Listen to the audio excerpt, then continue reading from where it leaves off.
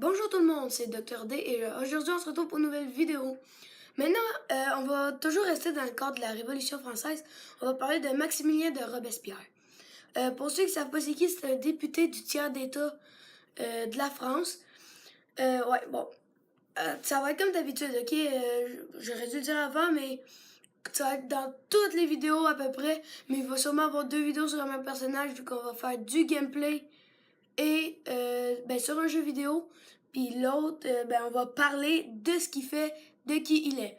Désolé, j'ai plus Assassin's Creed Unity, puis je me l'achèterai pas une autre fois. Fait qu'il y aura pas de clip pour eux autres qui sont dessus. Ça, je suis désolé, mais ça va pas être souvent ça. À part, en tout cas. Tout ça, je vais vous l'expliquer dans la vidéo. Qui va avoir ce petit problème-là? Bon, on revient dans le cadre de la Révolution française. On avait parlé de Bonaparte dans l'autre vidéo, mais là, on va parler de Robespierre. Toutes les deux, c'était à peu près le même temps. Puis, ouais, il est français, il a vécu 36 ans. On s'entend que c'est pas beaucoup, parce que maintenant, l'espérance de vie est de 80. Ça, je parle quand on est en 2018.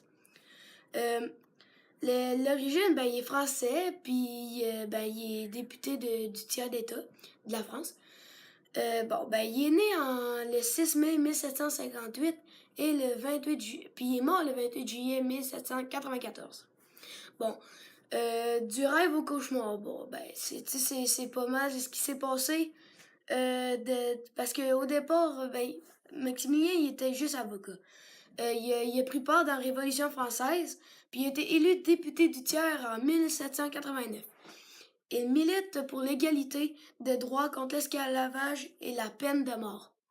Il changera d'avis sur ce point. Mais passé les premiers moments de joie de la Révolution, laisse place à la peur et à la violence. Bon, je sais que c'est un petit peu poétique, mais bon.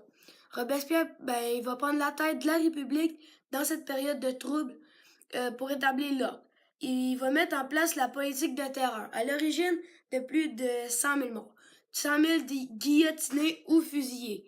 Mais fusillés, c'est plus tard, quand on va parler en tout cas, il y a une personne qu'on va parler, c'est une espionne aussi. Bon. Ouais, ce qui est dommage pour lui, c'est qu'il a été pris dans son propre piège, mais aussi c'est bien fait. Bon, son intransigeance est sans limite, ok? Il s'attache au clergé des nobles et aux royalistes. Il s'attache, désolé. Puis les ennemis de la République. Bon, ils ont guillotiné à tout va. Tous eux autres, ils ont guillotiné à Paris, comme en province certains révolutionnaires sont pas d'accord avec les idées de Robespierre. Bon, moi aussi, je suis d'accord avec eux, il va trop loin. Bon. Désolé. Robespierre est blessé à la mâchoire pendant son procès.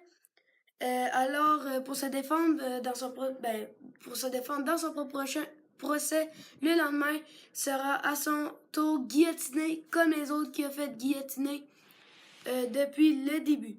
Bon, maintenant, je vous ai dit pas mal beaucoup d'informations sur Maximilien de Robespierre. Et maintenant, on va passer sur mon PC. On va voir ce qu'Internet dit dessus. On va faire une coupure et on se retrouve sur mon PC.